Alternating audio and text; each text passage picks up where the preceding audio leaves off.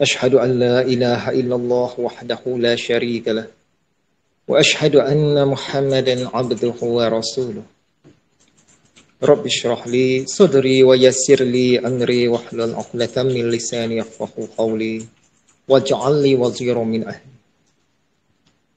سبحانك لا علم لنا إلا ما علمتنا إنك أنت العليم الحكيم. Maha suci Engkau ya Allah, kami tidak ada ilmu selain daripada apa yang Engkau ilmukan kepada kami. Sesungguhnya Engkaulah yang maha berilmu lagi maha bijaksana. Rabbana atmim lana nurana waghfir lana innaka ala kulli syai'in qadir. Wahai Rabb kami, sempurnakanlah bagi kami cahaya kami dan limpahkanlah keampunan kepada kami. Sesungguhnya Engkau maha kuasa atas segala sesuatu. Alhamdulillah, atas kasih sayang dan pilihannya, kita dipertemukan dan dihimpunkan sekali lagi secara talaqi berhadapan dan juga secara live streaming bagi yang berada di kejauhan. Pertemuan kita ini dalam pengajian Kitab Induk Ihya Ulumuddin kali yang ke-299, tahun yang ke-15. Malam ini insya-Allah kita meneruskan syarahan kitab yang ke-21 daripada 40 kitab yang berada dalam Kitab Induk Ihya ini, iaitu Kitab Keajaiban Qalbu atau Kitab Keajaiban Hati, syarahan siri yang ke-21. InsyaAllah pada minggu hadapan, pengajian utama kita ini akan sampai siri yang ke-300.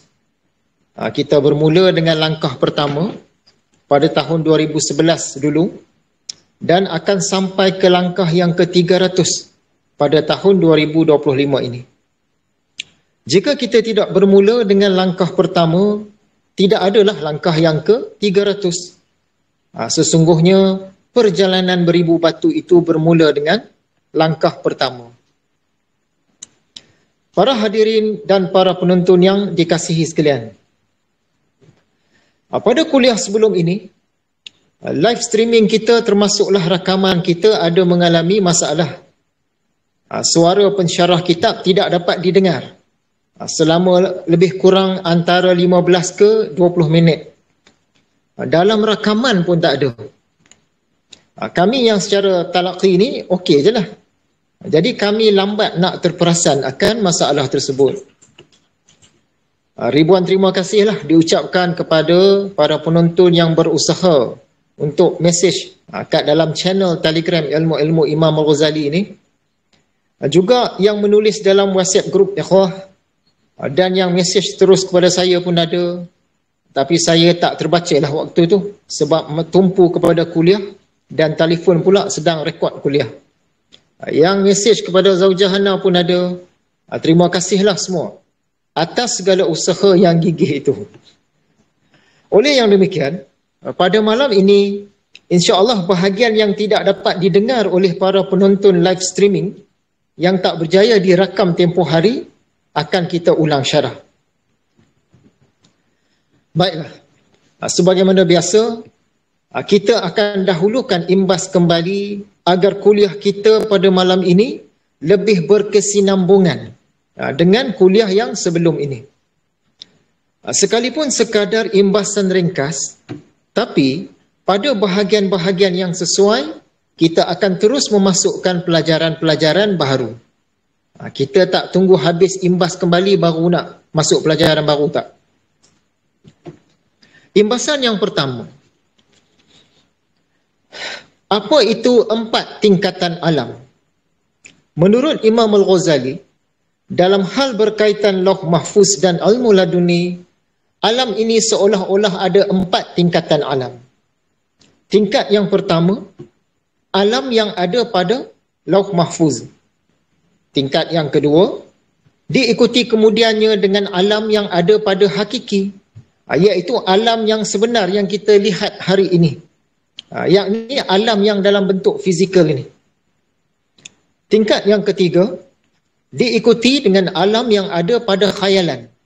Khayalan kita Dan tingkat yang keempat, diikuti dengan alam yang ada berbekas pada hati kita. Secara umumnya, maklumat yang ada pada qalbu kita ini sesuai dengan maklumat yang ada dalam khayalan atau gambaran kita. Maklumat yang ada dalam khayalan itu pula sesuai dengan maklumat yang ada pada alam ini. Dan maklumat yang ada pada alam ini, ia sesuai 100% dengan maklumat yang ada pada Al-Lauhul Mahfuz. Imbasan yang kedua, apakah kegunaan tamsilan-tamsilan dalam pelajaran tauhid dan tasawuf? Nak memahamkan isi kandungan kitab Ihya ini, memang kita hurai panjang dan beri banyak contoh-contoh. Nak hurai kitab-kitab tasawuf dan kitab-kitab tauhid yang lain pun sama. Apakah tujuannya? Tujuan dia supaya hidangan isi kitab itu sesuai untuk orang-orang yang masih rendah penguasaannya dan sesuai untuk orang-orang yang sederhana penguasaannya, juga sesuai untuk orang-orang yang sudah tinggi penguasaannya. Orang bawah-bawah insya-Allah boleh faham, orang atas-atas pun mudah faham. Jadi kitab Ihya ini umumnya ia sesuai untuk semua peringkat. Tapi penyampainya kena ada ilmu lah dan kemahiran dalam membuat penyampaian isi kandungannya. Dalam Tarikhah Ghazaliyah memang diajar, dia punya tips-tips, kaedah, cara-cara menyampai agar sesuai untuk ketiga-tiga peringkat manusia dan jin. Imbasan yang ketiga, isu belajar kitab kecil, kitab besar. Ada orang kata tak payah belajar kitab besar-besar macam kitab Ihya ni. Sejak kita mula-mula buat pengajian kitab Ihya ni pada tahun 2011 dulu pun, ada pihak-pihak yang kata begitu. Kononnya, ramai dah orang jadi wali Allah dengan belajar kitab-kitab kecil saja. Maka tak payahlah belajar kitab-kitab besar.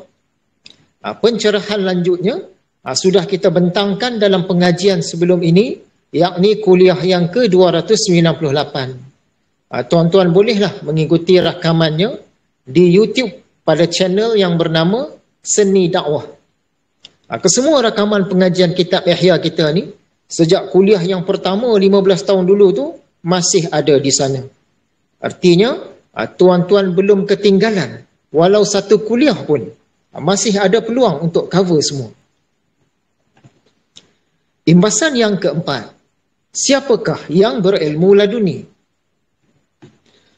Ilham atau ilmu laduni ni, secara umumnya lah semua orang pun dapat. Tapi disebabkan yang kita dapat tu sangat sedikit, maka tidaklah kita ni dinamakan orang yang berilmu laduni. Ada had-had tertentu yang apabila tercapai, barulah seseorang itu dikatakan berilmu laduni. Haiwan pun dapat ilham juga. Contohnya lebah. Ada diceritakan dalam Al-Quran pada surah lebah, surah An-Nahli. Oleh yang demikian, dalam hal ilmu laduni ini, kita tidaklah dikatakan berilmu laduni. Kerana kita ni jarang-jarang dapat. Kalau dapat pun lemah dapatannya, sangat sekejap dapatannya, dan dalam hal-hal yang kurang penting dapatannya. Orang-orang yang dikatakan berilmu laduni, termasuklah para waliullah, mereka selalu dapat. Kuat dan tepat dapatannya, selalu dapat lama, dan dapat dalam hal-hal yang penting-penting. Kupasan penuhnya pun ada dalam rakaman kuliah yang lalu. Imbasan yang kelima, apakah buktinya ada jalan lain untuk kita mendapatkan ilmu selain daripada melalui 5 panca indera ni, 5 sungai deria? Tentang ilmu-ilmu yang sampai tanpa proses belajar, tanpa melalui 5 indera ni, ada sebahagian orang yang mereka ni berpegang atau berpandangan bahawa tak ada ilmu-ilmu macam ni, ilmu-ilmu laduni ni tak ada. Ataupun ilmu-ilmu ni ada tapi dia khas untuk Nabi-Nabi je, untuk selain Nabi-Nabi tak dapat. Ataupun ilmu-ilmu laduni semua ni Ada, tapi untuk nabi-nabi dan wali-wali sahaja. Ataupun mereka kata, dulu-dulu memang ada. Tapi zaman sekarang ni tak ada dah ilmu-ilmu laduni semua ni. Ini pun kita sudah hurai lebih lanjut akan kupasan Imam Al-Ghazali. Boleh tonton semula rakaman kuliah sebelum ini. Imam Al-Ghazali bagi tahu tentang terbukanya pintu qalbu yang masuk ke alam malakut dan dapat membaca. Membaca ni bahasa halus. Dapat membaca lauh mahfuz, maka mempelajarinya dengan ilmu yaqin adalah dengan memerhatikan, yakni meneliti, bertafakur, mengkaji. Memerhatikan apa? Memerhatikan tentang keajaiban mimpi. Lalu qalbu dapat melihat dalam tidur apa yang akan terjadi pada masa hadapan atau apa yang telah terjadi pada masa yang lalu tanpa dipetik dari segi panca indera. Sewaktu kita tidur, mata kita tidak melihat apa-apa, telinga kita tidak mendengar sebarang bunyi, hidung kita tidak mencium sebarang bau, lidah kita tidak merasa apa-apa, kulit badan kita pun tak rasa apa-apa. Pendek kata, ketika kita tidur itu, panca indera kita, 5 sungai deria kita sedang tidak berfungsi. 5 sungai deria kita itu sedang tidur. Lalu, dari mana maklumat-maklumat dalam mimpi itu berasal? Dari mana ilmu dalam mimpi itu datang? Ia datang dari suatu tempat yang selain daripada 5 sungai panca indera. Jadi di sini, jelaslah bahawa kita memang boleh mendapat ilmu atau maklumat selain daripada yang datang melalui 5 sungai indera tadi. Maka tertolaklah pegangan orang-orang yang menafikan kewujudan ilmu laduni ini. Tertolaklah juga pegangan orang-orang yang mengatakan bahawa maklumat laduni ini tak wujud atau hanya diperoleh oleh nabi-nabi dan wali-wali. Ataupun zaman sekarang sudah tidak ada lagi ilmu laduni ini. Semua hujah-hujah itu tertolak. Dari sudut yang lain, lebih malang lagi, ilmu laduni ini sekarang sering pula dikaitkan dengan ilmu pukul jarak jauh. Ilmu bela diri lah. Atau orang pukul kita tak sampai pukulannya. Kononnya itulah ilmu laduni. Jika dalam tidur pun ada kalanya kita dapat mengambil manfaat terus daripada lauh mahfuz tanpa melalui 5 sungai panca indera, maka dalam keadaan-keadaan lain pun boleh. Seperti ketika kita jaga, kita sedang tersedar, dan ketika kita sedang terlarut dalam zikrullah pun boleh dapat. Dalam keadaan 5 panca indera tertutup, ilmu atau maklumat masih dapat masuk ke dalam diri kita. Hal ini tidak dapat kita nafikan. Imbasan yang ke-6. Salah faham dan salah guna dialog antara Imam Malik dan anak muridnya iaitu Imam Syafi'i. Imam Malik dan salah seorang murid utama dia ketika itu iaitu Asy-Syafi'i sedang berbual-bual. Kedua-duanya pun bersetuju bahawa rezeki akan datang jika diusahakan. Tapi Imam Asy-Syafi'i ada berkata, bolehkah rezeki datang tanpa diusahakan? Satu ketika, Imam Asy-Syafi'i ini dia keluar dari madrasah dan dia ternampak orang sedang memetik buah anggur. Dia pun tolong sama petik. Habis petik tu, dia diberikan hadiah berupa beberapa ikat anggur. Imam Asy-Syafi'i pun bawalah anggur-anggur tadi ke hadapan tok guru dia Imam Malik. Imam Malik pun ambil dan makan anggur tersebut. Lalu Imam Malik pun bercakap, hari ini aku tak bercadang pergi mana-mana, aku tak keluar daripada madrasah dan aku mengajar saja.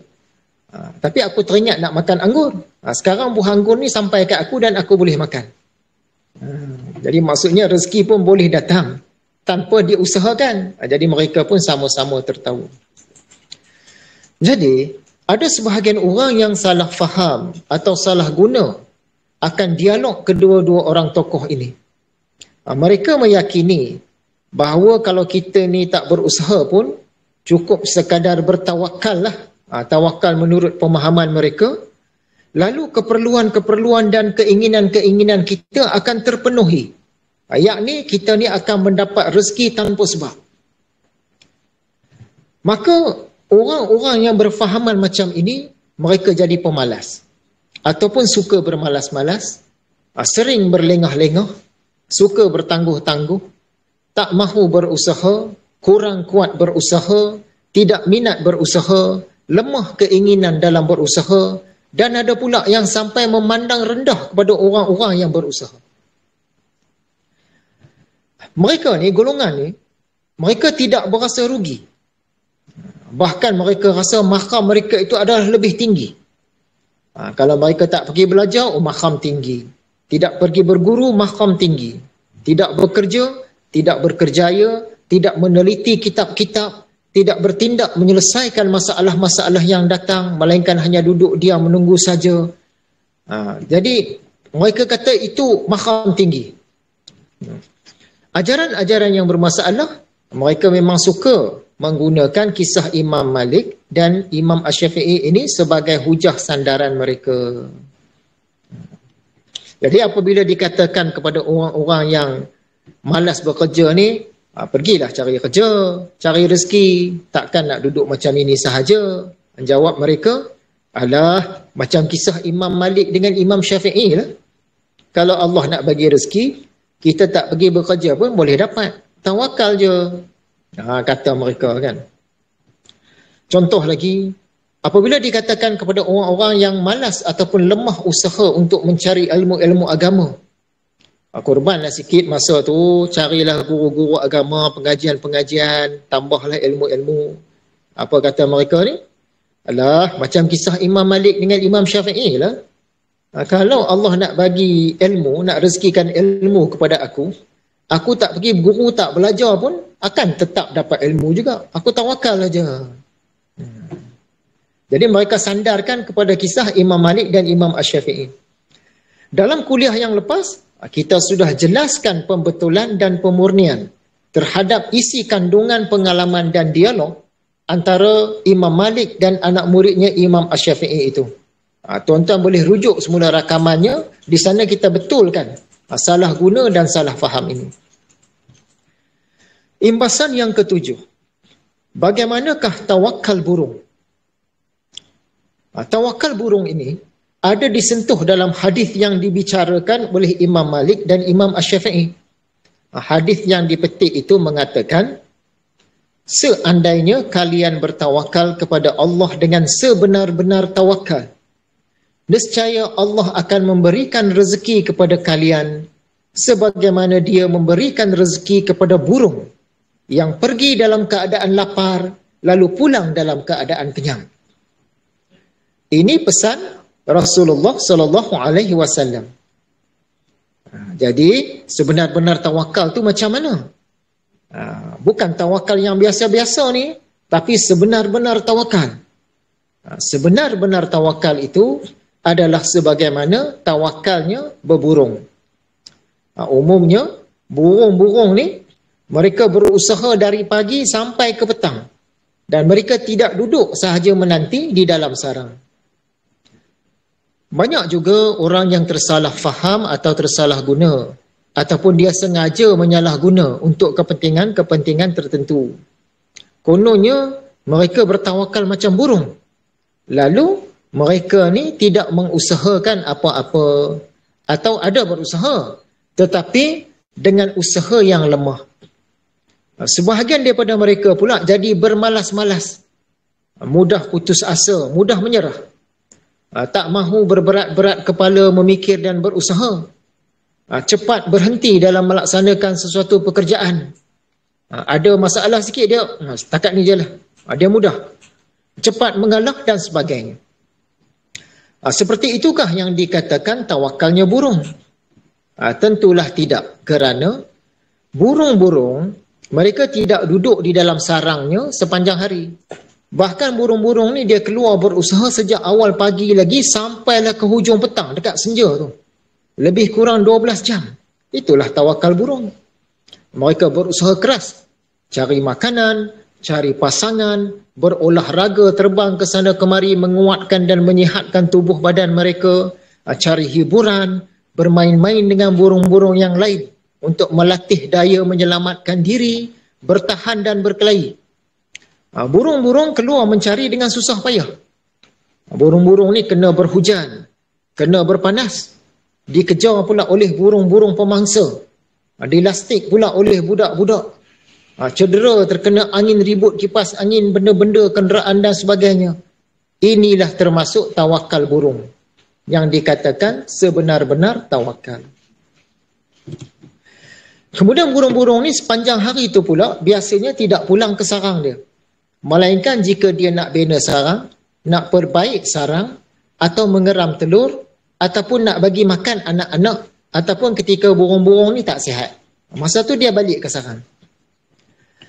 Apabila burung-burung ada anak-anak, burung ni dia akan gigih terbang ke serata tempat, dia cari makanan untuk anak-anak dia. Itu level mujahadah. Dia berulang alik banyak kali untuk menyuap anak-anak dia satu persatu. Dia tidak meninggalkan anak-anak dia macam tu saja atau berserah saja. Kita yang salah faham akan tawakal burung. Inilah tawakal burung, iaitu sebenar-benar tawakal. Kita contohilah tawakal burung. Imbasan yang ke-8, Imam Al-Ghazali Mujaddid yang membawa tajdid. Manhaj atau jalan atau tariq Al-Imam Al-Ghazali ini membawa tajdid. Ia dakwah tajdid. Sebab itulah Imam Ghazali ini mujaddid. Hal-hal yang sudah kurang relevan, yang sudah rosak, yang sudah tak sesuai atau kurang sesuai dengan as-sa'ah, Imam Al-Ghazali ini dia usaha nak perbaharui, perbaiki, perbaharui. Begitulah antara kerja-kerja generasi pewaris selepas dia, sehinggalah ke hari ini. Imam Ghazali ini dia tidak sekadar meneruskan tradisi-tradisi terdahulu, tapi dia membawa tajdid. Imam Al-Ghazali ini seolah-olah dia menakung ke semua ilmu-ilmu kerohanian sebelum zaman dia. Dia tapis, buang yang kotor, ambil yang bersih. Dia buang yang keruh, dia ambil yang jernih. Lalu dialirkannya semula kepada umat. Generasi-generasi selepasnya sangat beruntung. Kerana sudah ada pakar yang tolong saring, tolong sisih. Kita ni cuma perlu ambil dan guna sahaja. Hadirin dan penonton online yang dirahmati Allah sekalian. Sekarang sampai masanya kita nak ulang bahagian yang tidak terdengar dalam kuliah yang lepas, yang tak masuk dalam rakaman pun. Yang kita cerita di situ sebenarnya, apakah hubungan antara qalbu, ilmu dan panca indera? Berkata Al-Imam Al-Ghazali, qalbu itu seumpama kolam, ilmu itu seumpama air, dan panca indera yang 5 itu seumpama sungai. Jadi hati kita ni ibarat sebuah kolam ataupun tasik. Ilmu itu pula ibarat air. Sementara panca indera yang 5 itu ibarat 5 buah sungai. 5 batang sungai ni mengalirkan air dia masuk ke dalam kolam besar tadi, kolam hati kita. Artinya, ilmu atau maklumat mengalir masuk ke dalam kolam hati kita melalui sungai pendengaran, sungai penglihatan, sungai penghiduan, sungai penjamahan dan sungai perasaan. Dengan 5 sungai inilah terbentuknya ilmu yang ada di dalam qalbu kita. Melalui sungai pendengaran, kita boleh dapat maklumat tentang bunyi dan sumber asli bunyi-bunyi tersebut. Contohnya kita terdengar suara kucing. Kucingnya tak nampak lagi, tapi dah dengar. Melalui sungai penglihatan, kita dapat maklumat tentang perbezaan antara manusia, haiwan, tumbuh-tumbuhan, cerah gelap, jauh dekat, tinggi rendah dan sebagainya. Melalui sungai penghiduan pula, kita dapat maklumat tentang wangi, harum, busuk, sedap, basi, perbezaan bau buah-buahan dan sebagainya. Melalui sungai penjamahan, Kita dapat maklumat tentang kasar atau halus, kesat atau licin, sakit ataupun selesa, panas ataupun dingin, berat ataupun ringan, dan sebagainya. Sementara melalui sungai perasaan pula, lidah kita, kita dapat maklumat tentang masam, manis, masin, pahit, percampuran antara rasa-rasa itulah, sedap, tak sedap dan sebagainya. Kesemua maklumat-maklumat ini dihantar ke kolam qalbu, iaitu hati kita, melalui 5 sungai tadi. Tetapi bukan semua air yang ada di dalam kolam itu datang daripada 5 batang sungai ini sahaja. Kolam itu sendiri pun mampu mengeluarkan airnya sendiri. Artinya, kadang-kadang maklumat datang daripada hati kita sendiri. Tak perlu datang melalui 5 sungai deria tadi pun. Berkata Al-Imam Al-Ghazali, bagaimana ilmu itu terpancar dari qalbu itu sendiri. Sedangkan qalbu itu kosong daripada ilmu. Qalbu ni tak ada maklumat. Tapi macam mana dia boleh ada maklumat daripada diri dia sendiri? Macam mana dari dalam kolam hati itu sendiri boleh keluar air? Dari manakah datangnya? Kalau bukan datang daripada 5 batang sungai deria tadi. Ada sumber lain lagi kah?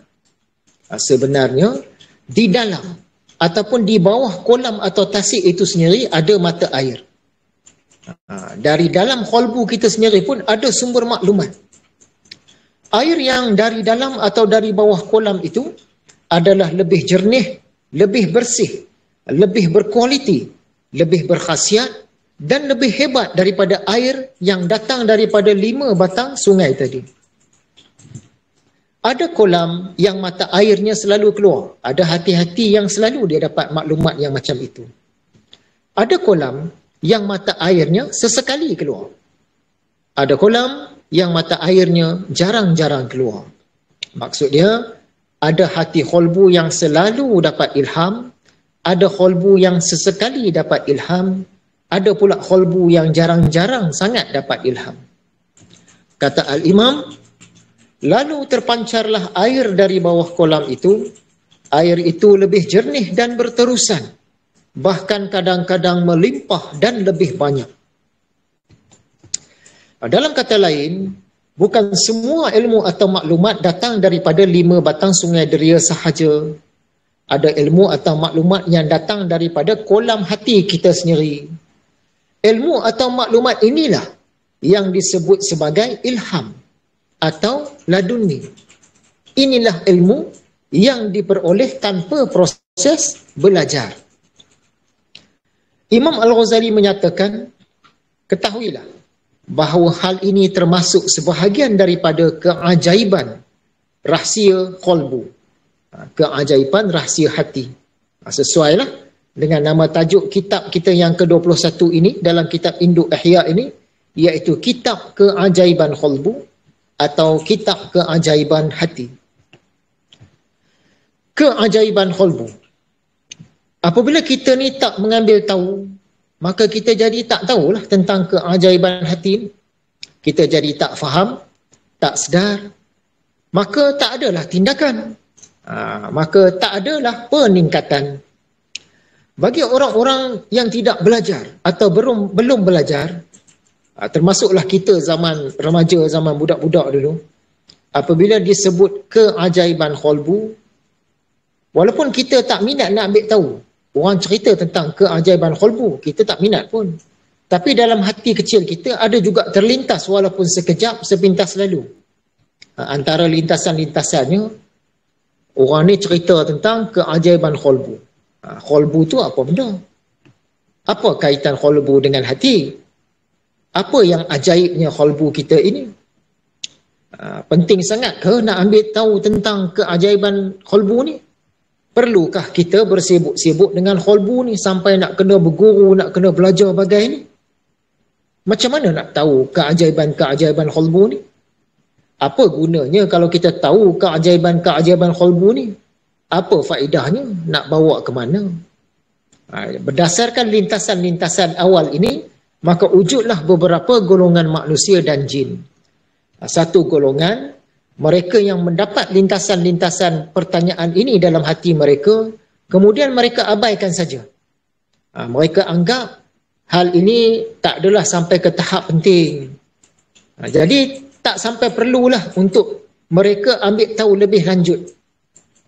Jadi jelasnya, sebenarnya mereka tidak direzekikan atau belum direzekikan oleh Allah Azza wa Jalla. Satu golongan lagi yang mendapat lintasan-lintasan ini, mereka ni ada rasa teringin. Ada rasa teringin juga nak ambil tahu, tetapi bukanlah untuk serius. Mereka ni sekadar nak tambah-tambah maklumat. Mereka taklah rasa ilmu ni penting, tapi nak cuba-cubalah ambil tahu. Jadi mereka pun bertanyalah lebih lanjut sikit-sikit, cari-cari maklumat, dan ada yang cuba hadir ke pengajian-pengajian berkaitan beberapa kali. Golongan kedua ini terpecah kepada dua puak pula. Puak A, mereka yang beranggapan bahawa ilmu ini ada juga kebaikannya, tapi taklah sampai ke tahap penting. Artinya mereka ni direzekikan untuk mendapat setakat mukhaddimah atau pengenalan kepada ilmu ini sahaja. Dapat tahu sikit-sikit saja. Puak yang B pula, mereka yang baru faham dan baru sedar bahawa ilmu ini rupa-rupanya sangat penting. Lalu mereka pun teruskan berguru, terus belajar, amal dan meneroka selanjutnya. Mereka ni mendapat rezeki yang tidak disangka-sangka. Kerana pada awalnya mereka ni tak berminat. Tapi selepas cari maklumat, tambah maklumat sikit, datang minat. Ini mendapat rezeki yang tak disangka-sangka. Golongan yang ketiga, ada sebahagian orang lagi, awal-awal lagi pun mereka ni dah rasa teruja dah. Dengar-dengar tentang keajaiban qalbu, awal-awal dah rasa teruja. Mereka percaya ilmu ni penting, walaupun mereka belum mempelajarinya. Kemudian, mereka pun berusaha mempelajarinya. Lumrahlah dalam menuntut ilmu. Ada orang yang berhenti awal, ada orang yang berhenti setelah sampai separuh, dan ada yang melanjutkan lagi sehinggalah ke akhir hayat. Rezeki mengikut rezeki masing-masing. Macamlah orang buka gelanggang silat. Mula-mula masuk katakanlah 40 orang murid baru. Yang berhenti pada awal-awal perguruan tu 5 orang, tinggallah 35 orang. Sampai separuh jalan tinggallah 20 orang. Yang berjaya khatam tinggallah 10 orang. Yang handal, bila khatam tak semestinya handal. Yang handal dalam seni bela diri dan tempur mungkin 5 orang. Dan yang berjaya jadi pendekar, jadi guru mungkin 1-2 orang sahaja daripada yang asalnya 40 orang. Begitulah tamsilan. Kita belajar ilmu tarikhah pun lebih kurang macam tu juga. Mula-mula diijazahkan dan berbai'ah katalah 40 orang. Daripada 40 orang itu, yang berjaya mencapai ma'rifatullah, iaitu awwaluddin, yakni awal agama, mungkin 30 orang saja. Yang melepasi awal agama lalu mencapai nisfuddin, iaitu pertengahan agama, mungkin 4 orang saja. Yang berjaya melepasi nisfuddin lalu mencapai akhiruddin, akhir agama, 1 orang pun belum tentu. Dan yang berjaya mencapai kamaluddin, kesempurnaan, boleh kata tak ada. Macam itulah. Dia tersaring-tersaring. Baiklah, sampai di sini rasanya kita sudah dapat membentuk idea bahawa kita belajar ilmu-ilmu kesufian, kerohanian, tasawuf, tarikhah, semua ini antara tujuannya adalah untuk mengkualitikan air sungai-sungai yang masuk ke kalbu kita, iaitu air-air daripada 5 sungai deria tadi. Maklumat-maklumat tu berkualiti kita nak. Dan kita berusaha untuk mengeluarkan sumber air ghaib dari dasar kalbu kita. Kedua-duanya pun kita nak, dan kita nak yang berkualiti. Kita belajar ilmu tasawuf, nak jadi ahli tasawuf, belajar ilmu sufi, nak jadi ahli sufi, berguru ilmu tarikhah, nak jadi ahli tarikhah, semua ni antara maksudnya atau antara matlamatnya adalah untuk mengkualitikan air-air dari 5 sungai panca indera tadi dan kita nak cari sumber air yang memang sudah sangat berkualiti dah, iaitu air yang dari dalam bumi, iaitu ilmu ilham atau ilmu laduni. Ia juga disebut sebagai ilmu dari dalam diri. Tuan-tuan yang dikasihi sekalian, amat perlu untuk difahami, lagi disedari, bahawa tamsilan-tamsilan atau misal-misal ini, iaitu yang kita sebut tadi seperti kolam, air dan 5 sungai, itu semua bukanlah gambaran sebenar. Itu semua bukanlah contoh sebenar. Dia bukan betul-betul macam tu. Tamsilan-tamsilan ini dibuat sekadar untuk mendekatkan pemahaman kita. Kata ulama'-ulama' dulu, untuk menghampirkan kepada faham. Itu tujuannya. Jadi, kita janganlah tersilap faham dengan mengatakan macam itulah keadaannya. Macam contoh-contoh tu tadi. Bukan. Macamlah satu orang hamba Allah iaitu Encik Ali, dia kata, saya dengan Puan Salmah tu, kami macam aur dengan tebing. Padahal mereka tu bukan suami isteri. Mereka hanya rakan dalam bisnes. Apakah artinya? Artinya mereka ni saling sokong menyokong, saling bantu membantu, saling kuat menguatkan, saling memberi dan mengambil manfaat dalam urusan bisnes tu tadi. Bukan betul-betul macam aur dengan tebing. Itu sekadar tamsilan, misalan, perumpamaan.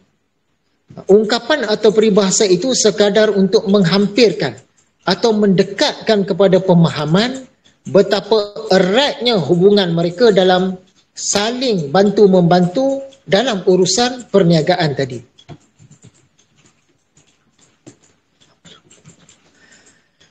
Kita ini berada di dalam alam dan sebenarnya seluruh alam berada di dalam diri kita, iaitu qalbu kita.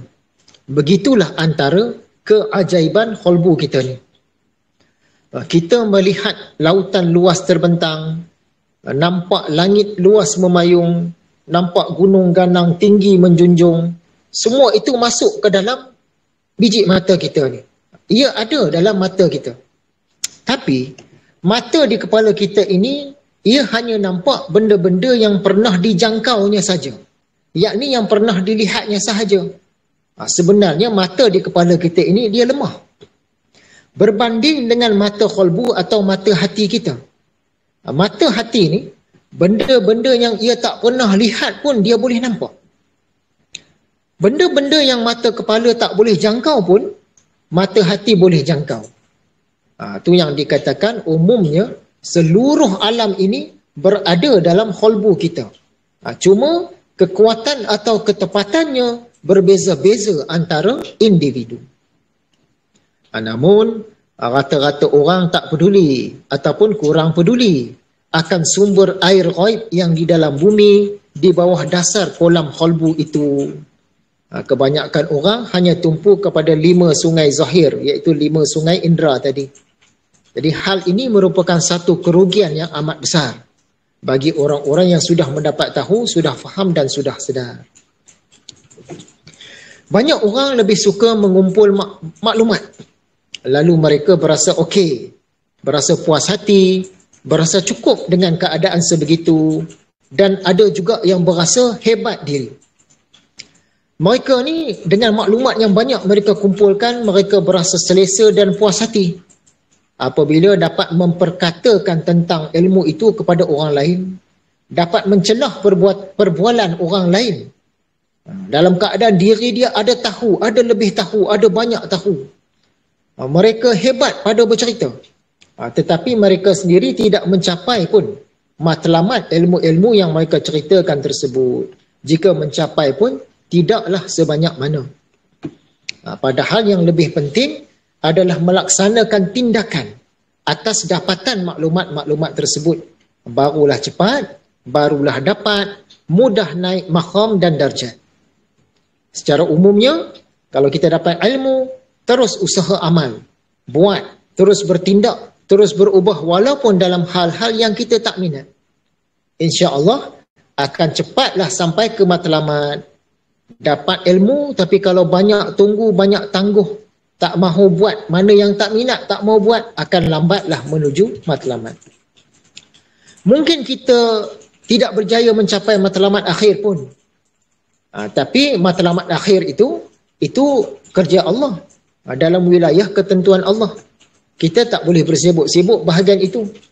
Yang kita nak capai ni adalah sejauh mana perjalanan nak sampai kepada matlamat tersebut. Kita ambil contoh. Contohnya, kita dari negeri Perak nak pergi ke negeri Sembilan. Kita berjaya sampai ke matlamat atau tidak, belum tahu lagi. Tapi yang kita nak usaha dan capai ni ialah sejauh mana kita dapat pergi mendekati matlamat kita, iaitu negeri Sembilan. Ada tahap-tahap, level-level atau makam-makam yang kita kena usahakan dan capai dalam perjalanan menuju ke negeri Sembilan tu. Antara contoh tahap-tahapnya, kita kena usaha nak berjaya capai satu makam yang nama dia makam keluar dari pintu rumah. Kalau kita tak keluar daripada rumah kita, macam mana nak sampai ke negeri Sembilan? Jauh tu. Dapat keluar tu berjaya satu makam. Kita usaha nak capai makam, berjaya masuk ke dalam kereta. Kita usaha nak capai makam, kereta kita dah bergerak. Kita usaha nak capai makam 1 kilometer terawal. Kita nak capai makam 10 kilometer, 100 kilometer, separuh perjalanan dan seterusnya. Ni yang kita nak capai. Ini perubahan yang kita kena buat. Ini tindakan yang kita kena ambil dalam nak menuju kepada matlamat. Itulah usaha kita, tindakan kita, progres dan perubahan yang kita nak buat. Usahanya berterusan, tindakannya berterusan, progresnya berterusan, perubahannya pun berterusan. Progres atau perubahan ini pula tak boleh terlalu perlahan ataupun selalu berhenti atau selalu tangguh. Jika tidak, kita tak sampai ke mana lah. Lambat sampai ataupun tak sampai-sampai. Katakanlah perjalanan dari negeri Perak ke negeri Sembilan ni campur dengan waktu berhenti rehat semua, katakanlah lebih kurang 5 jam. Dalam masa 1 jam yang pertama tu, bagi orang yang memandu pada kelajuan biasa, dia mungkin dapat bergerak sejauh 100 km. Bagi orang yang memandu laju sikit, dalam 1 jam yang pertama tu, dia mungkin boleh capai 120-130 km. Tapi ada sebuah kereta lain, masa mula-mula bergerak tu, sama-sama bergerak. Dalam masa 1 jam, dia baru mencecah 10 km saja. Orang lain dah 100 lebih, dia baru 10 km. Masa sama, 1 jam juga. Sebab apa tu? Kerana dia bawa pun sekadar kelajuan 30 km sejam. Slow je, ganggu perjalanan orang lain kan. Kemudian, dia banyak pula berhenti. Sekejap berhenti beli kopi ais. Jalan depan sikit, berhenti pula jawab telefon. Jalan depan lagi, berhenti pula isi minyak. Singgah pula tandas. Jelasnya, kereta yang ketiga ni jadi lambat. Sebab lambat nak sampai ke matlamat. Sebab dia lambat nak berubah ke depan. Selalu berhenti-henti. Bawa dengan kelajuan, kita tak boleh kata kelajuan lah, bawa dengan kelambatan. Bawa dengan kelambatan 30 km sejam. Dah tu 3 kali pula berhenti. Padan lah. Walaupun setelah 1 jam, dia baru capai 10 km sahaja. Itulah tamsilan. Katakanlah kereta yang ketiga ni tadi, dia pandu pada kadar kelajuan biasa je. Tak tergesa-gesa pun. Dalam masa 1 jam, dia boleh dapat 90-100 km lah. Dan yang lebih teruk lagi, pemandu-pemandu lain yang keluar lebih lewat daripada dia, ada yang sudah memotong dia pun. Katalah mereka keluar pukul 9 pagi. Sampai pukul 10 pagi, dia baru 10 km. Tapi ada kereta lain yang keluar pukul 9.30 pagi. Bila sampai pukul 10 pagi, dah lebih. Dah capai 100 lah. Jadi kita berjaya sampai atau tidak ke Negeri Sembilan, yang tu belum tentu lagi, itu serah kepada Allah sepenuhnya. Tapi jelas, kalau kita berusaha dengan gigih, kita semakin mendekati matlamat. Jadi kemajuan dalam kerohanian ini banyak bergantung kepada sekuat mana tekad kita, keberanian kita, kesanggupan kita untuk berkorban, kesediaan kita untuk membuat perubahan dan fokus kita. Dalam kerohanian ini, katakanlah kita target maqam yang tertinggi dalam 7 petala tasawuf, iaitu maqam Kamaluddin. Maqam tersebut mungkin kita tak berjaya capai pun seumur hidup kita. Tapi yang kita nak ni, berapa kilometer kita semakin dekat dengan matlamat tersebut. Kilometer tu bahasa halus. Ada orang yang dia usaha sepanjang usia dia, lagi 100 kilometer nak sampai ke maqam Kamaluddin. Ada orang usaha sepanjang hidup dia, lagi 20-30 kilometer je nak sampai ke maqam Kamaluddin. Ada orang yang lagi 2-3 kilometer je nak sampai. Ada orang lagi 2-3 meter je nak sampai. Yang ni yang kita maksudkan, yang kita usahakan, yang kita harapkan. Sampai tak sampai, itu serah pada Allah. Usaha kita tadi itu. Tamatlah imbas kembali kita. Panjang imbas kembalinya sebab kita ada masuk slot rakaman yang terputus. Perkongsian baru untuk malam ini. Perbezaan antara usaha para ilmuwan agama, yakni ulama, dan usaha para waliullah, yakni awliya, dalam mendapatkan ilmu. Bahagian ini akan bercerita tentang perbezaan antara dua amal, iaitu amal para ulama dan amal para waliullah. Yakni perbezaan antara dua usaha, iaitu usaha para ulama dan usaha para wali. Al-Imam Al-Ghazali berkata, para ulama, yakni golongan ilmuwan agama, orang-orang yang banyak ilmu agama, itu beramal dalam mengusahakan ilmu itu sendiri dan menarikkan ilmu-ilmu itu kepada qalbu.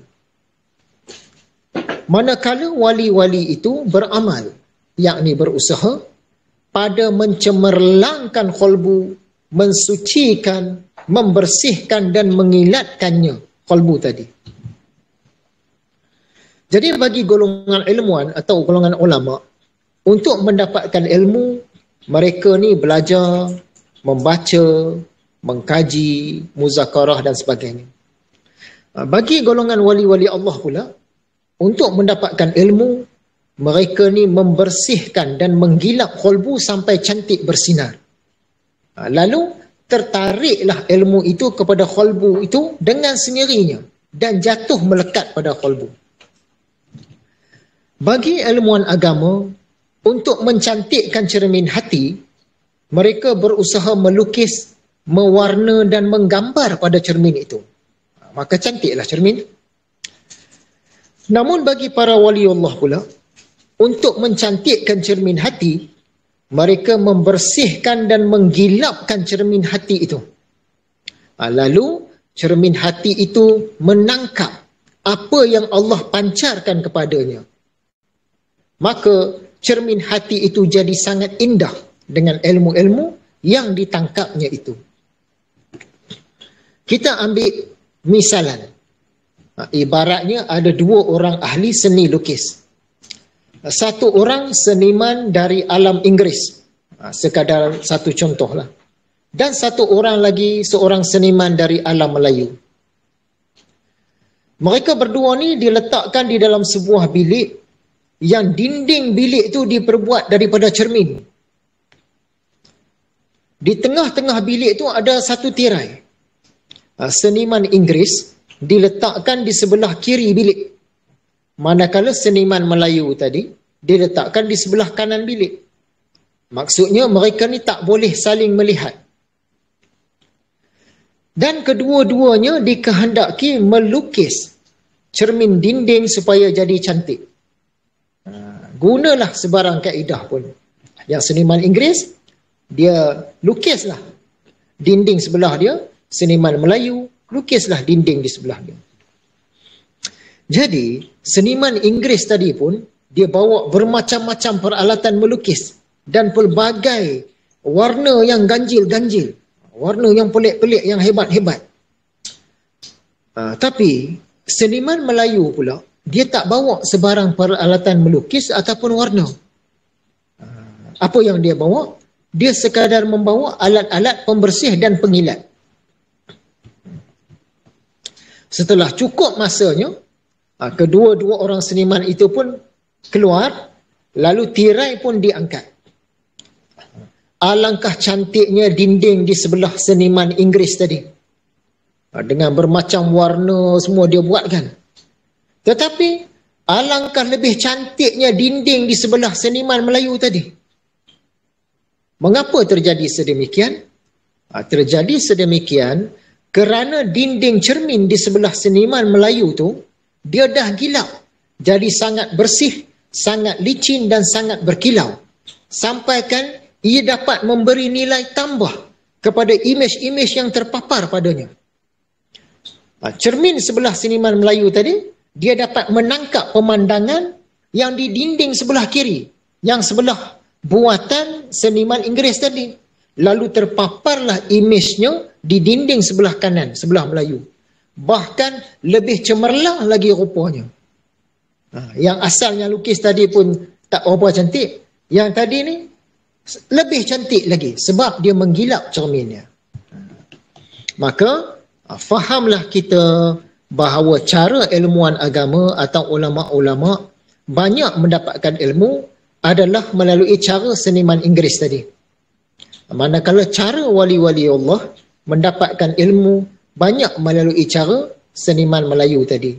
Begitulah tamsilannya sekadar untuk menghampirkan pemahaman.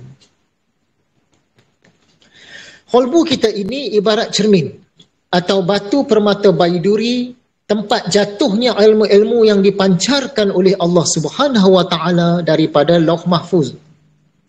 Batu baiduri ini dia jenis menangkap warna-warna di sekelilingnya. Lalu jadilah ia sangat cantik, berwarna-warni. Maklumat-maklumat pada Al-Lauhul Mahfuz itu sentiasa terpancar ke arah kolbu. Cuma kolbu kita yang lemah untuk menangkapnya. Mengapa jadi begitu? Kerana kolbu kita atau baiduri hati kita tadi itu berhabuk, berselut, berlumpur, banyak kotoran-kotoran, berselut debu-debu dan bersalut debu-debu dan sebagainya. Itulah sifat-sifat mazmumah, dosa-dosa dan maksiat-maksiat.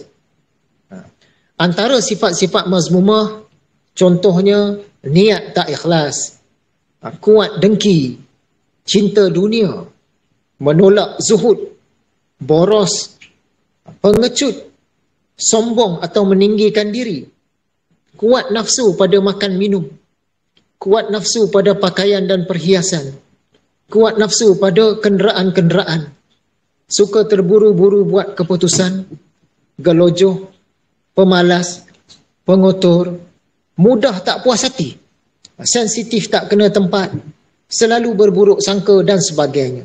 Semua ini sudah menyaluti baiduri hati dia. Maka macam mana baiduri hati tadi nak menangkap imej yang disalur, dipancarkan oleh Lauhul Mahfuz? Memang tak dapat. Walau dipancarkan selama mana pun, hatinya tetap tidak dapat menangkap ataupun akan kurang menangkap. Aku ni belajar dah lama, tapi masih tak dapat banyak. Pasal apa ya? Kerana hati aku masih bersalut tebal dengan lumpur-lumpur dan kotoran-kotoran. Jadi apakah tindakan kita?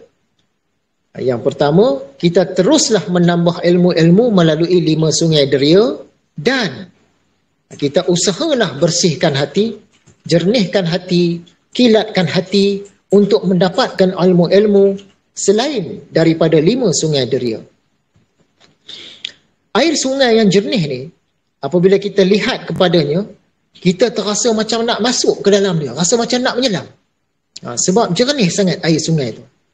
Tapi kalau air sungai itu keruh, berwarna teh ais, hitam, banyak berlumut, permukaan dia berminyak, banyak sampah serap, kita pun tak rasa nak masuk. Nak celup kaki pun kita rasa tak mau. Begitulah dengan hati kita. Sekiranya dapat, berusahalah untuk menjadi ulama yang sufi. Atau jadilah sufi yang ulama. Jadilah orang berilmu yang sufi. Atau jadilah sufi yang berilmu. Berusahalah untuk menjadi ahli ilmu agama yang ahli tasawuf. Atau jadi ahli tasawuf yang juga ahli ilmu agama. Kalau tak dapat juga, paling-paling kurang pun, belajar dan amalkanlah ilmu-ilmu agama, belajar dan amalkanlah ilmu-ilmu tasawuf setakat mana yang dapat. Sebagaimana yang kita sudah maklum, bahawa pada Lauh Mahfuz itu sudah tertulis segala sesuatu. Termasuklah di sana ada maklumat-maklumat tentang kejadian yang kecil-kecil, kejadian yang sederhana, kejadian yang besar-besar, dan kejadian-kejadian yang amat besar. Apabila sesuatu kejadian yang bertaraf amat besar, para waliullah dan orang-orang yang tidak waliullah tetapi mereka ni berilmu laduni, mereka akan nampak. Nampak ni bahasa halus. Mereka akan nampak pada Allahul Mahfuz itu. Hampir-hampir mustahil mereka tidak mendapatnya. Paling-paling kurang pun dalam bentuk isyarat-isyarat yang sederhana. Jika tak nampak, alamatnya mereka tu bukan wali Allah lah tu. Walaupun ramai orang kata mereka wali Allah.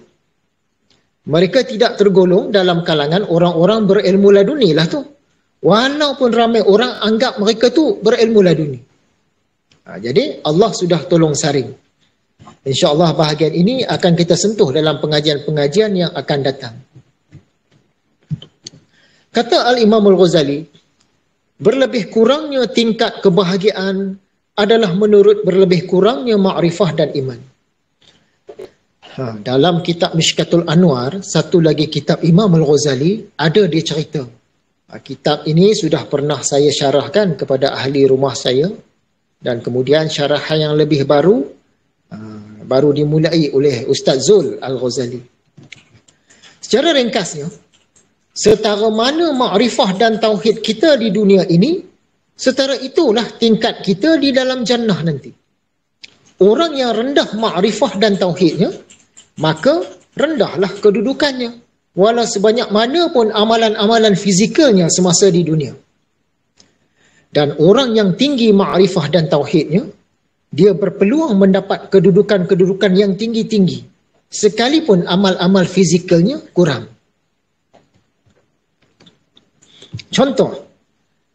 Contohnya, kita ni selalu suka kejar banyak amal.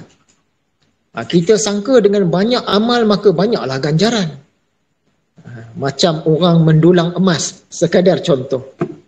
Orang bagi tahu kat kita, di kawasan tu ada emas, luas 10 ekar, contoh. Jadi, orang ni pun dia pergi setiap hari terus dulang. Cari-cari dulang dari pukul 7 pagi sampai 7 malam. Memanglah dia dapat emas. Dia work hard. Kerja 12 jam sehari. Pendapatan bersih sehari 250. Okeylah. Tapi kerja teruklah 12 jam. Ada pula orang lain, dia pergi pukul 8, balik pukul 1. Tapi pendapatan sehari dia 500. Kerja 5 jamnya. Mengapa? Sebab dia makrifah. Sebab dia kenal. Dia kenal tempat mana ada, tempat mana tak ada. Tempat mana ada banyak, tempat mana ada sikit. Tempat mana yang halus-halus emas dia, tempat mana yang besar-besar. Dia kenal, dia makrifah, dia orang arif. Sebab tu dia kerja sikit, tak teruk dapat banyak. Inilah contoh perbezaan antara orang yang bermakrifatullah dengan orang yang tidak. Antara orang yang kuat makrifatullah dengan orang yang lemah makrifatullah. Nur sebagai makrifah.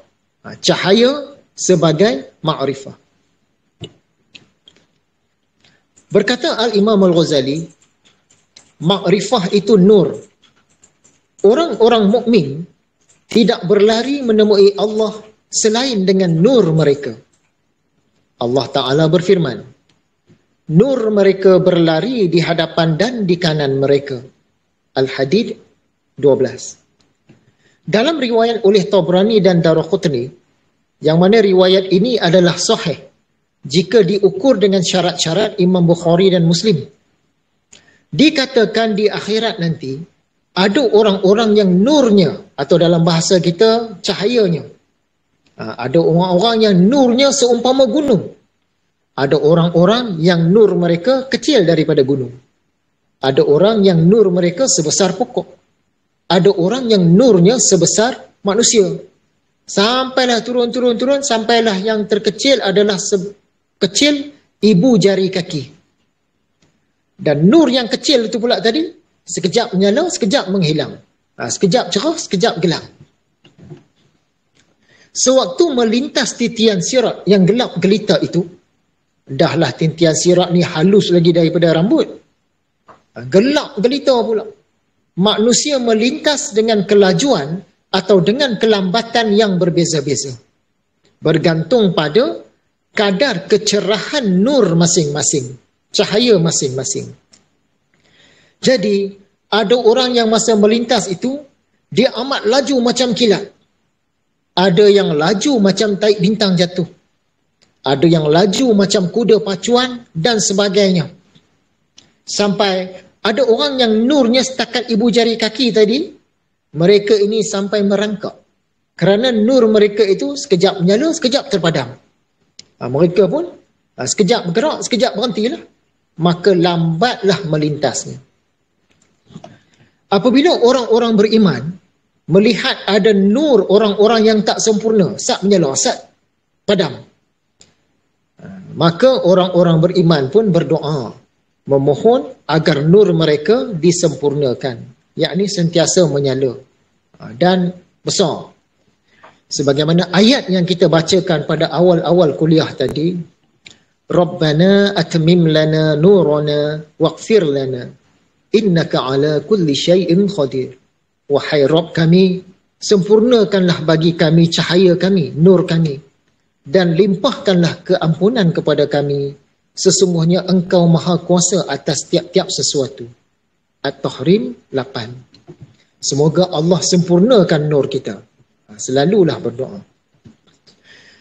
Tadi juga kita ada memetik ayat Al-Quran yang maksudnya nur mereka berlari di hadapan dan di kanan mereka.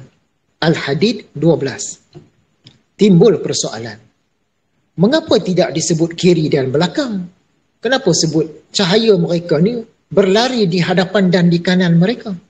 Kerana kiri dan belakang itu dari segi bahasa halusnya menunjukkan sesuatu yang kurang baik atau tidak baik. Kurang molek atau tidak molek. Macamlah kita terima kitab diri kita di akhirat nanti. Jika kitab itu datang atau diberi dari sebelah hadapan atau kanan, itu petanda baik. Tapi jika kitab itu datang atau diberi dari sebelah kiri atau belakang, itu petanda yang tak baik. Dalam Al-Insyiqaq ayat 7 dan 8, kemudian sesiapa yang diberi menerima kitabnya dengan tangan kanannya, maka ia akan dihisap dengan mudah dan ringan. Itu berita baik. Kanan membawa pengertian baik. Dan sesiapa yang diberikan kitabnya dengan tangan kirinya, maka ia akan berkata sebab sangat menyesal, alangkah baiknya kalau aku tidak diberikan kitab aku ni dan aku tak dapat tahu tentang hitungan amalku. Sebab datang sebelah kiri, buka pun belum lagi, nampak datang sebelah kiri tu, oi, alangkah baiknya kalau aku tak dibagi kitab ni sebab tahu dah nak kena dah ni. Al-Haqqah 25-26. Jadi kiri membawa pengertian buruk ataupun tidak baik. Sebab itulah salah satu cara penjajah yang menjajah sesebuah negara untuk mereka terus mengekang individu ataupun pihak-pihak yang memang boleh menggugat mereka adalah dengan cara melabelkan individu-individu atau pihak-pihak itu sebagai berhaluan kiri, golongan anti. Maka dari segi psikologinya, bila dilabelkan sebagai golongan kiri atau golongan anti, kebanyakan rakyat akan tak bersama-sama dengan individu-individu ataupun pihak-pihak itu sebab mereka pandang sebagai negatif. Dia permainan psikologi saja. Dan individu-individu ataupun pihak-pihak yang berjuang juga, tapi perjuangan mereka tidak akan menggugat pihak penjajah. Kalau penjajah kena pun macam semut gigit je, tak ada kesan apa-apa sangat.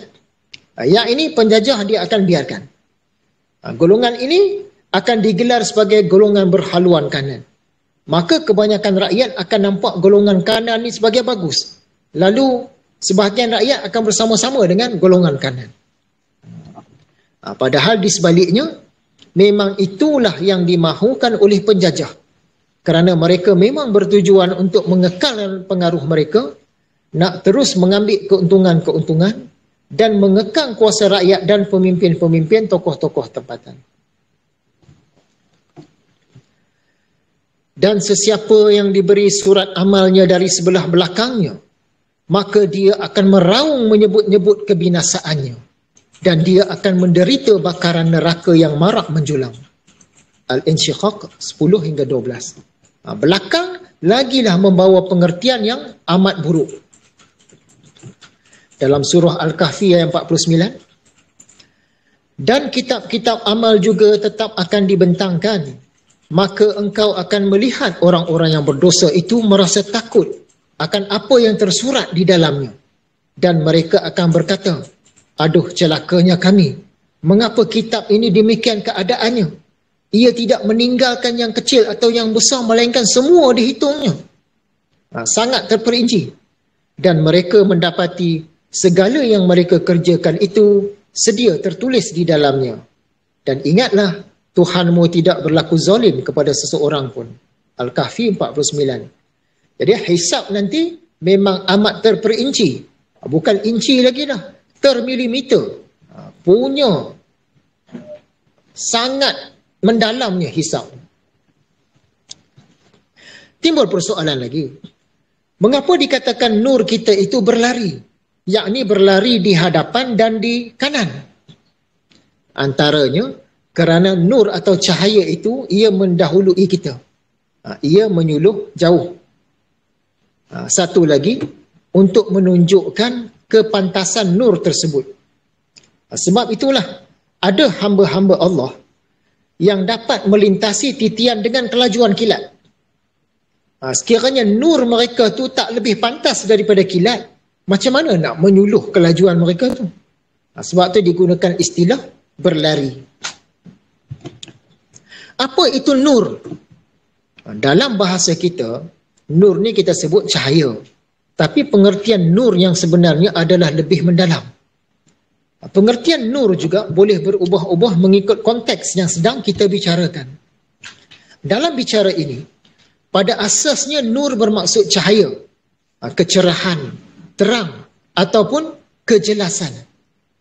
Nur ini ialah segala kebaikan dan segala ketinggian yang kita peroleh dari segi akidahnya, tauhidnya, amal-amalnya, sifat-sifat mahmudahnya dan semua yang baik-baiklah. Yang tu yang jadi nur kita. Namun dalam bicara ini, Imam Al-Ghazali fokuskan kepada ma'rifah, iaitu ma'rifatullah. Ma'rifatullah ini biasa kita sebut sebagai mengenal Allah. Lagi banyak kita ma'rifah, lagi kuat nur atau cahaya yang menyuluh perjalanan kita di akhirat nanti. Lagi banyak kita ma'rifah, lagi besar, lagi terang nur yang mengiringi perjalanan kita di akhirat nanti. Orang yang benar makrifahnya, lagi kuat makrifahnya, dah tentulah mereka ni akan berusaha membanyakkan amal, menepatkan akidah dan tauhid, meninggikan pencapaian tasawuf dan sebagainya. Semua ini akan menjadi nur diri. Nur diri inilah akan terlihat di akhirat nanti, khususnya sewaktu kita melintas titian. Dan secara tak langsung pula, nur diri ini sebenarnya menggambarkan kedudukan kita, tingkatan kita, darjat kita atau maqam kita di dalam jannah nanti. Dan akhirnya ketika kita berhadapan dengan Allah nanti. Berhadapan itu bahasa halus. Tamsilannya, Macamlah manusia yang mendengar muzik. Orang biasa-biasa apabila mendengar sesebuah lagu, mereka ni akan mendengar secara keseluruhan. Semua alat-alat muzik tu seolah-olah digabungkan jadi satu saluran je. Memang rasa lazat dah, tapi mereka dengar seolah-olah satu je. Tapi bagi orang-orang yang kenal muzik, makrifah akan muzik, arif akan muzik, mereka akan dengar lebih lagi. Malah lebih sedap lagi mendengarnya. Lagi banyak kenal muzik, lagi sedap mereka menikmati sesebuah lagu. Dalam mendengar sesebuah lagu tu, bagi orang-orang yang arif tadi, di samping turut mendengar secara keseluruhan, pendengaran mereka ni terpecah kepada beberapa saluran lagi. Dalam masa yang sama, mereka boleh menikmati dan membezakan bunyi gitar yang pertama, bunyi gitar yang kedua, bunyi gitar bass, bunyi drum, bunyi keyboard, teknik-teknik yang digunakan oleh para pemuzik tadi, jenis-jenis gadget yang digunakan dan sebagainya. Sebab mereka arif, lagi lazat sebab mereka lebih arif akan muzik. Jadi orang yang lebih kenal akan Allah, mereka akan lebih terpesona. Orang yang tak kenal atau kurang kenal, dia tak berasa lazat lah. Tak berasa manis lah. Tak berasa gairah lah. Orang yang kenal dan kuat kenal, dia akan gairah, akan terpesona, akan jatuh cinta dengan Allah. Lagi bagus emosi dia, lagi berasa lebih bahagia, lagi tenteram hati dia, dan lebih mencintai Khalik. Di dunia ni, lagi kita ma'rifatullah, lagi kita mengenal Allah, lagi lazatlah roh kita, lagi lazatlah qalbu kita. Di akhirat pula, lagi kita ma'rifatullah, lagi kita mengenal Allah, lagi teranglah cahaya yang menyuluh perjalanan kita, dan yang lebih hebat lagi tinggilah jannah tempat yang kita tempati, dan yang lebih hebat daripada itu lagi lazatlah kita menikmati nikmat tertinggi, iaitu memandang akan Allah. Tingkatan-tingkatan jannah yang kita duduki nanti, ia sangat bergantung kepada sejauh mana kita bermakrifatullah, kerana ia berkait dengan maqam kita. Jika amal kita banyak menggunung tapi makrifahnya sedikit, tingkat syurganya pun masih rendah. Sebenarnya syurga atau jannah ni tak ada yang rendah, semuanya tinggi, tapi kita sebut rendah di sini sebagai perbandingan dalam usaha hendak memahamkan huraian ini sahaja. Tapi kalau orang tu makrifah dia tinggi menggunung, amal-amal dia biasa aja, kelas dia di dalam jannah tu tetap tinggi. Kias ibaratnya, orang yang bermakam atau berpangkat panglima, zaman dulu-dulu lah kata, orang ni pangkat dia panglima. Walaupun dia kerja biasa-biasa, dia tak ada susah payah sangat, gaji asas dia tetap RM20,000 sebulan. Sekadar satu contoh. Tapi orang yang berpangkat hulu balang biasa, walau kerja setengah mati, siap dengan overtime lagi, paling tinggi gaji penuh dia boleh pergi RM7,000 sahaja. Panglima tadi, kurang-kurang RM20,000, kerja biasa-biasa. Yang hulu balang bawahan tadi, kerja teruk, paling tinggi boleh pergi RM7,000 saja. Kenapa jadi yang sedemikian? Kerana berbeza maqam. Katalah pembesar zaman dulu-dulu, pembesar berempat, bendahara, penghulu bendahari, laksmana, temenggung. Walaupun kerja biasa-biasa, pendapatan bulanan mereka mungkin RM70,000. Tapi kalau ketua kampung atau penggawa saja zaman dulu-dulu, walau kerja separuh mati, paling tinggi sebulan RM10,000, RM20,000 saja. Kenapa jadi macam itu? Sebab berbeza maqam. Jadi makrifah ni, dia membentuk kita punya maqam. Sebab itu dia sangat penting. Selain daripada mengusahakan banyak amal, kita kena usahakan kualiti amal. Dan selain daripada kita kena usahakan kualiti amal, kita kena usahakan maqam-maqam. Tingkatan-tingkatan maqam adalah lebih berkait dengan ma'rifatullah dan mahabbatullah. Lagi kita ma'rifatullah, lagi kita kenal Allah, maka lagi teranglah cahaya, lagi besar cahaya, lagi kuat nur, lagi cepatlah perjalanan menuju syurga, dan lagi tinggilah maqam kita di dalam jannah, serta lagi lazatlah kenikmatan ketika bertemu dengan Allah kelak. Namun sebenarnya lebih banyak orang yang tidak berminat pun dengan ilmu ma'rifatullah atau kurang nak ambil tahu tentang ma'rifatullah. Contohlah kata mereka, kita buat je lah amal-amal, banyakkan amal-amal, buat apa yang Allah suruh buat, yang Allah larang jangan buat, hati mau baik, sudah. Dalam agama ni tak payah kita nak berberat-berat kepala berfikir, nak memikir. Pasal ma'rifatullah semua ni dia tak pandang sangat.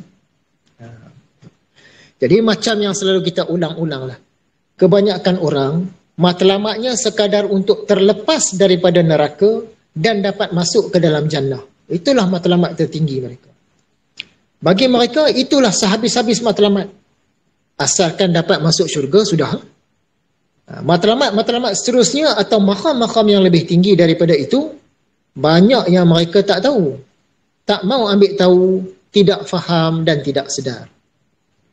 Untuk mendekatkan pemahaman, kita ambil tamsilan lagi. Banyak tamsilan kita. Ibarat murid-murid di sekolah. Guru ni nak tarbiyah mereka agar dalam peperiksaan nanti mereka boleh dapat maqam-maqam tertinggi. A+. Kalau tak pun dapat maqam-maqam yang kurang sikit, B+ ke B ke jadilah. Jika diusahakan yang tinggi tapi kita dapat yang kurang tinggi pun masih okey. Usaha teruk nak dapat A, tiba-tiba dapat C, masih okey lagi lah. Masalah dia, murid-murid ini awal-awal lagi sudah pasang tekad. Kami target lulus je Ustaz. Saya ni dapat lulus je. Okey lah tu. Saya nak tu je cikgu. Dah setakat itu saja target mereka, biasanya kita tak dapat nak usaha banyak. Kerana mereka ni tak akan usaha lebih lagi daripada apa yang mereka sasarkan. Mereka tak akan nak berberat-berat kepala, nak berberat-berat usaha, tak mau dah. Tapi guru tetaplah usaha, buat kelas tambahan, bagi motivasi, bagi hadiah, bagi ganjaran, ambil berat kehadiran murid dan sebagainya. Maka apabila keputusan periksa SPM contohnya keluar, daripada 30 orang murid dalam kelas tersebut, kebanyakannya memang berjaya lulus. Sebab target lulus. Dan adalah 1-2 orang dia dapat lebih sikit, dapat D, dan ada 2-3 orang lagi gagal. Apabila target mereka setakat tu saja, maka keputusan yang dapat pun nanti lebih kurang setakat tu sajalah. Maqam itu yang dimatlamatkan, lebih kurang begitulah dapatannya. Apabila matlamat manusia hanya untuk terlepas daripada neraka dan masuk ke dalam jannah, setakat itulah dapatnya. Adalah yang dapat masuk, ada yang tak dapat masuk. Berbeza pula dengan murid-murid kelas yang satu lagi. Guru sanggup susah payah dah ni. Kata saya nak bawa kamu bagi dapat yang tinggi-tinggilah, A+. Dan mereka sanggup. Tekad mereka pun macam tu juga. Mereka sanggup berkorban, nak ambil tahu dan berusaha untuk mendapatkan maqam A. Mereka sanggup berberat kepala dan berberat-berat usaha. Maka apabila keluar keputusan peperiksaan SPM, kebanyakan daripada mereka memang dapat A. 4-5 orang lagi dapat A+. Sementara 4-5 orang lagi dapat kurang sikit. Kurang sikit pun mungkin dapat B+, mungkin jatuh pun C. Namun secara keseluruhannya, maqam-maqam mereka ini tetap lebih tinggi berbanding maqam kelas yang satu yang mula-mula tadi. Jadi ma'rifatullah dan seterusnya mahabbatullah ini sangatlah penting untuk diambil tahu sampai dapat difahami, sampai datang kesedaran, sampai membuahkan amal, tindakan dan usaha ke arah itu. Sesiapa yang tidak dikurniakan nur, maka tidak adalah bagi mereka nur.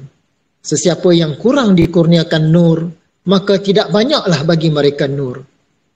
Dikurniakan atau tidak itu berada dalam wilayah kerja Allah, yakni wilayah hakikat. Kita tidak perlu bersibuk-sibuk di sana. Bahkan dilarang pun untuk bersibuk-sibuk tentangnya. Yang kita ni cuma kena berusaha, dan jika boleh berusaha pada level gigih, atau nama lainnya mujahadah. Ingat lagikah tahap-tahap kebahagiaan dan kenikmatan di akhirat? Yang ini pun selalu kita ulang-ulang. Ada 5 tahap yang besar. Tahap yang halus-halusnya banyak lagi lah. Apakah 5 tahap yang besar ni? Yang paling rendah, terlepas daripada nar. Terselamat daripada terkena neraka. Yang kedua, dimasukkan ke dalam jannah orang-orang abrar. Yang ketiga, dimasukkan ke dalam jannah-jannah tertinggi. Khususnya untuk orang-orang mukharrabin, orang-orang yang dekat dengan Allah. Yang keempat, mendapat redha Allah yang lebih besar. Besar tu maksud dia bahasa halus lah. Mendapat redha Allah yang lebih besar daripada jannah itu sendiri. Dan yang tertinggi, mendapat Allah yakni memandangnya, yang merupakan kenikmatan, kelazatan dan kebahagiaan tertinggi yang jannah pun seakan-akan terpadam. Punya lazatnya berhadap dengan Allah tu nanti. Jadi, kita nak usaha membawa diri kita, diri-diri lain yang kita sayangi, dan diri-diri yang lain seluruhnya kepada makam kebahagiaan tertinggi, iaitu yang nombor 5 tadi. Tak dapat yang itu, dapat nombor 4, nombor 3 pun jadilah. Tapi matlamat yang nombor 5, mungkin dapat nombor 4, nombor 3. Ke situlah kita nak membawa umat ini. Namun kebanyakan manusia dan jin hanya sanggup berusaha dan berkorban untuk mendapatkan makam nombor 1 dan 2 sahaja. Terselamat daripada terkena neraka dan dimasukkan ke dalam jannah. Kita nak membina nur yang berlari, nur yang sempurna, nur yang melebihi kelajuan kilat. Tetapi yang mereka ni tadi, kebanyakan orang ni matlamat mereka, asalkan ada nur jadilah. Bagi orang-orang yang memang tak mahu, tak banyak yang dapat kita tolong usahakan. Lebih baiklah masa, tenaga dan belanja kita lebihkan kepada orang-orang yang mahu.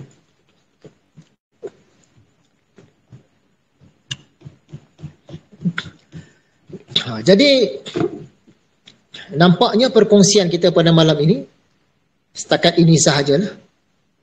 Sebagai kesimpulannya, ilmu, amal, pemahaman, kesedaran dan tindakan-tindakan berkaitan qalbu ini sangat penting. Tambahan pula, kita hendak takharrub atau hendak kharib atau hendak lebih hampir. Hampir ni bahasa halus. Hendak lebih hampir dengan Allah, tak boleh dengan fizikal, dengan tubuh badan, melainkan dengan qalbu. Zat Allah tidak boleh kita hampiri dengan anggota fizikal, kerana zatnya tidak terpengaruh dengan tempat, arah, posisi, jarak. Namun Allah boleh kita hampiri dengan sesuatu yang ghaib, iaitu qalbu. Lagi hampir kita dengan Allah, lagi tinggilah tingkatan kita di dalam jannahnya di akhirat nanti. Oleh sebab itu, kita janganlah berasa jemu untuk mengejar ilmu-ilmu berkaitan qalbu ini, di samping kita mengejar ilmu-ilmu yang lain. Kita berdoa dan berharap semoga Allah rezekikan kita lagi dan lagi tentang keajaiban qalbu ini, dari segi ilmunya, pemahamannya, kesedarannya, tindakan-tindakan amalnya dan makam-makamnya. Tunggu pun kita tunggu, usaha pun kita usaha. Jadi seruan pada akhirnya, kita sama-samalah ingat akan Allah selalu. Selalulah sebut namanya Allah, Allah, Allah. Sama ada berlafaz di mulut, atau berlafaz di hati, atau berlafaz pada kedua-duanya sekaligus. Tilawah dan baca terjemahan Al-Quran pada setiap hari. Ambil tahu cerita-cerita di dalamnya, walaupun secara sepintas lalu. Sampaikan dakwah pun setiap hari, walau sekadar satu ayat, satu perkataan, satu posting atau satu isyarat. Sebagai pecinta Rasulullah, dah tentulah kita ni nak mencontohi sifat menyampaikan, yakni sifat tabligh baginda. Kita sama-samalah tunjukkan, bukan menunjuk-nunjuk. Kita sama-sama tunjukkan contoh-contoh yang mahmudah di mana saja kita berada. Istiqamah solat-solat sunat pada setiap hari, walau sekadar 2 rakaat. Amalkan sunnah-sunnah Rasulullah dalam kehidupan kita tambah dari sehari ke sehari, baik sunnah yang besar-besar, sunnah yang kecil-kecil, dan sunnah yang seni-seni. Kita usahalah membawa imej yang baik bagi Allah, bagi Rasulullah, bagi agama Islam, umat Islam, dunia tasawuf sufi, tarikhah Ghazaliyah, dan Imam Al-Ghazali. Kita jadikan idola utama kita, iaitu Arfos R4S, Rasulullah SAW, 4 orang sahabat paling utama, dan sahabat-sahabat utama yang lain. Mereka lah golongan terbaik bagi umat ini, contoh teladan terbaik. Program kita yang akan datang tidak lain ialah pengajian kitab Induk Ihya Ulumuddin kali yang ke-300. Tak banyak orang atau pihak yang berusaha nak bawa kitab Ihya ini kepada umat.